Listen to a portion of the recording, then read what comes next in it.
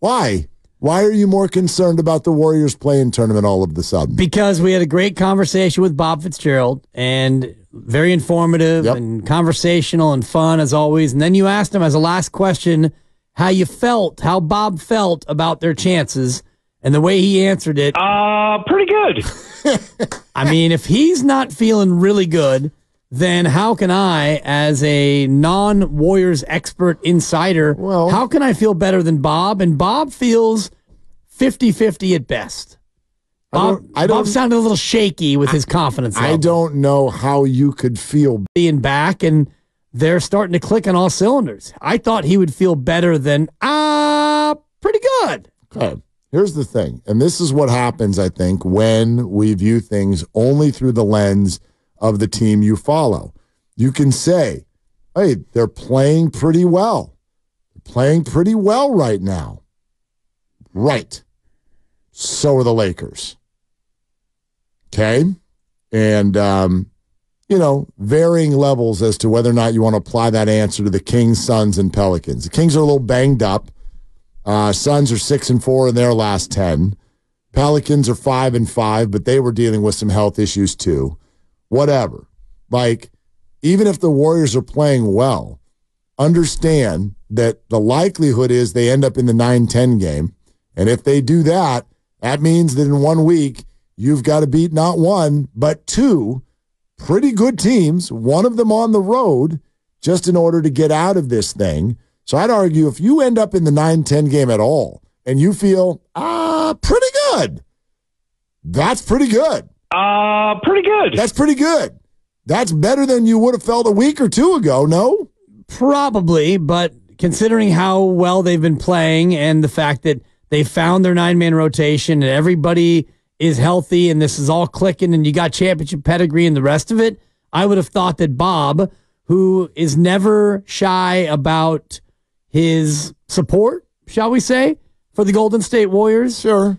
I would have thought he would have been more definitively confident over their chances. I don't know how you can be.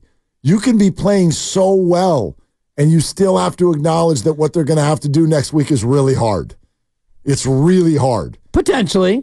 I mean, it could be the 8, and it could be a little bit easier. The 8 is less than likely. Yeah. I'd give them probably a 20% chance of getting the 8.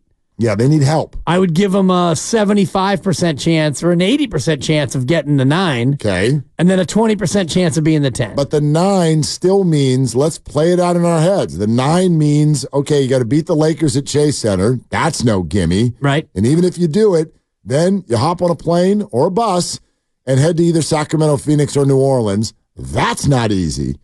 And you've got to do both with zero margin for error. I mean, we have to call this what it is.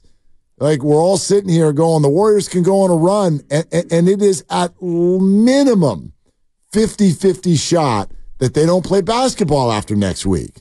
At minimum a 50-50 shot, I'd say. Well, if you're one of the 9 or the 10, it's probably more of a 35 to 40% chance that you are able to win both. If you get into the 8 seed, then I would give you more of a 65 or 70% chance. Although we've seen them before lose both games in the play-in. They were the 8, I believe, when they were they the 9 that year when they lost to the Lakers? No, they were in the 7-8 game. Yeah, they were in the 7-8 game. Yeah, they had to have been. To lose because both. They played twice. My bad. They were the 8 seed. They ended the regular season as the 8. And they lost to Memphis in their own building in the second game. And they lost to the Lakers first in the first game. On the road, and then they lost to Memphis at home. So I know that the history of the play-in does not favor the Warriors, but this is not historical. And so if you get to the 8, I still like their chances of winning 1 of 2 this time. Yes. I would like their chances on that one for sure, especially with the second one being at home. That's all wonderful. Yeah. but yeah, this is going to be tough. And these other teams are good too and playing well, and they'll have the urgency and all that stuff. I just think that these playoffs are going to be so fantastically memorable. And I really, really hope that the Warriors get in it. I'm here for this weekend. I'm here for next week. I have reached a level of being excited about it. And, circling back to where we kind of started our conversation, and we'd love to hear from you throughout the hour, 888-957-9570, are you having a hard time getting excited just about this week? In other words, when you think Warrior basketball, does your mind go straight to the offseason? Because one thing I have consistently heard for a while now is Warrior conversations will start in one spot, and no matter where you start them, they end with, well, they need to trade Wiggins, and I'm not giving Clay $30 million a year, and they've got to get under the apron. This is where the conversation all goes. So sometimes I wonder if there aren't a lot of Warrior fans who say they believe that the Warriors can do something this postseason, but in the back of their mind, you don't really believe it. You don't really believe it because you fail to even get in to a conversation about what this might all look like a month from now. You automatically go to the, quote, changes that need to be made. Right. And that is obviously predicated on the idea of the next couple of weeks not going very well. Well, and Bob Fitzgerald, who joined us last hour, mentioned that he didn't think that the decisions they're going to make are at all predicated on what's going to happen over the next couple of weeks. Well, that was an interesting answer. I'm glad you pointed that out because think about what he's saying there. He actually goes, it'd be ridiculous to make your decision based on one game. So in other words, I think we were asking it in like the negative way. Right. In other words, if they lose in the play-in, like how much does that have to do with what they do next? Bob almost answered is, well, you'd be stupid to change your plan even if you win it. Right. But I was also asking it, well, what if they win the next series? What if they win the one after that? Yeah. And maybe you're right. I don't think Bob thinks that that's going to happen. Neither do I. Neither do you. Right. But it does ring a little different coming from him. It does, but also he pointed out that he thought that they were a 50-win team, that this club is a 50-win team. Now, no excuses over the games they lost, and he cited a long list of leads blown and games kicked away, and the fact that this team very well could have been a 50-win team had things gone a little bit differently. And I know any team can say that. You can look at a handful of games that you blow and think about what could have been, but his argument was this roster, this collection is good enough to be a 50-win team, so why wouldn't it be good enough to be a 50-win team next year with Pods and TJD and Kuminga and Moody and the veterans that you have, and you're able to bring the veterans back, Clay at whatever number. So what I got from Bob is the sense that this team is 50-win potential, so why wouldn't you just run it back? I think that's what I was hearing him say. Well, you might. Right. You might because there's no other better option. Now, it's going to cost you more, I think. I mean, sure, Chris Paul's going to come off the books. There's some other people that they can have come off the books. Right. Klay Thompson at minimum is going to make a lot less, but you know the complexities of the tax and all of that stuff. Like it may need to come down even more than that. So even if you just X Chris Paul out of this, that has reached a point where that's pretty significant.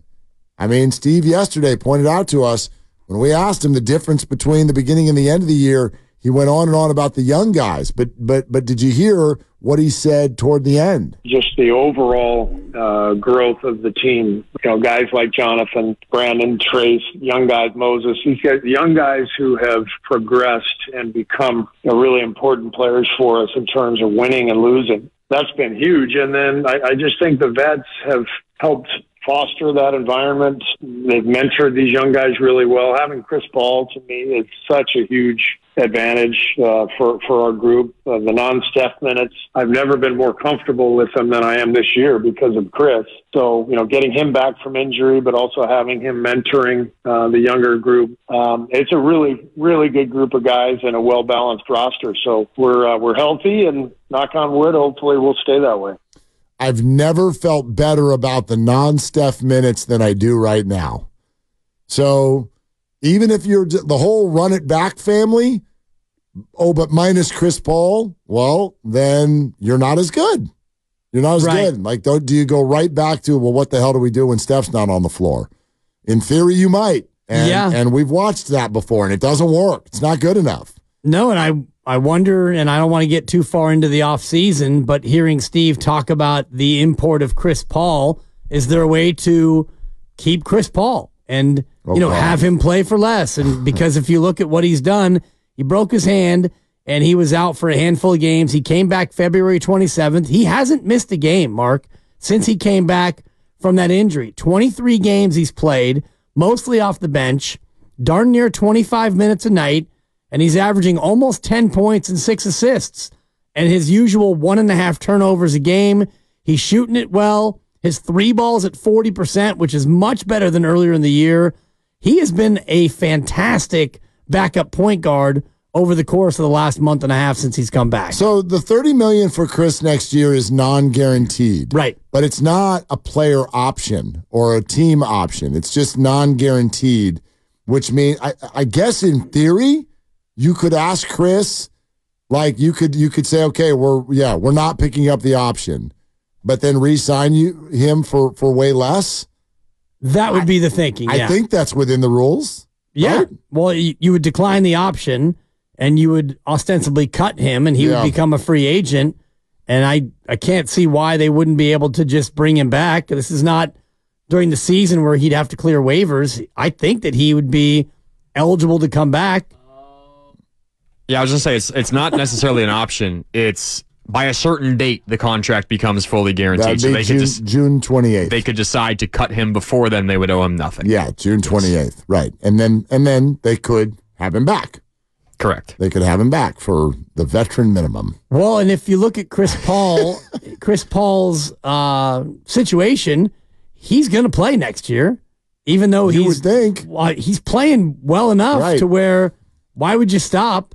I mean, he's going to be 39 in May 6th. He's coming up real soon. In fact, I think in 2 weeks. Yeah, May 6th, he'll be 39. Okay. So, by the time maybe the season's over, then maybe you're still playing, but Chris Paul is playing well enough to where he's going to have a team who's interested in his services for 25 minutes a night. For sure. Assuming that he wants to play, absolutely. And he's been healthy other than the broken hand. I mean, he didn't, knock on wood, sustain one of those older guy injuries with the hammy or the groin or the adductor. Just a broken hand, which he's broken.